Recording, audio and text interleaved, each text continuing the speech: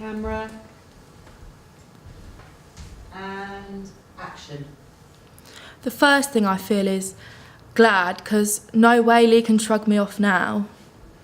So I phone the number I had down, which I knew was right all along. I phone, I say, Lee, it's Effie. We've got to meet, it's important. Don't ignore me because I won't stop. I leave that message every hour, on the hour, morning, noon and night for 5 days, and finally the penny drops. Text pings back. He'll see me, 1 o'clock, Fat Cat Cafe bar. I spend 3 hours before we meet, making sure I look like the only girl a guy would need to fuck for the rest of his life. And that's not for him, that's for me. To make me feel at ease, confident like.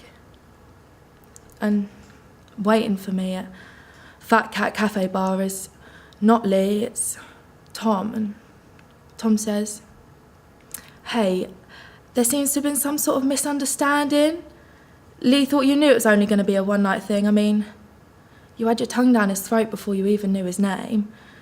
And to be fair, sweetheart, you have put the kid right back on track. He was struggling to deal with the physical side of things since the injury, and it's been a real issue for him and his wife. The fucker's fucking married. Well, you knew that because you saw the ring. But I saw no such thing because I didn't think to look. And there's this...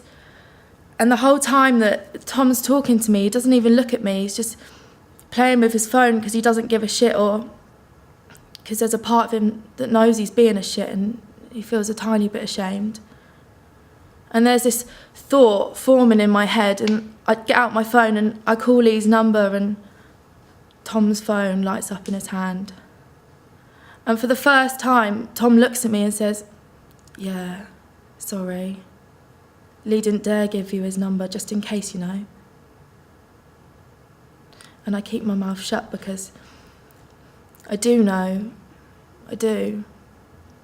And Tom... Oh, yeah. Camera and action. The first thing I feel is glad, because no way Lee can shrug me off now. So I phone the number that I've got down, which I knew was right all along. I phone, I say, Lee, it's Effie. We've got to meet, it's important. And don't ignore me because I won't stop. I leave that message every hour, on the hour, morning, noon and night for 5 days. And finally, the penny drops. Text pings back. He'll see me, 1 o'clock, Fat Cat Cafe bar. I spend 3 hours before we meet making sure I look like the only girl a guy would need to fuck for the rest of his life. And that's not for him, that was for me, to make me feel confident, at ease like. And then waiting for me at Fat Cat Cafe bar is not Lee, it's Tom. And Tom says, hey, oh my God, sorry, line, No, sorry.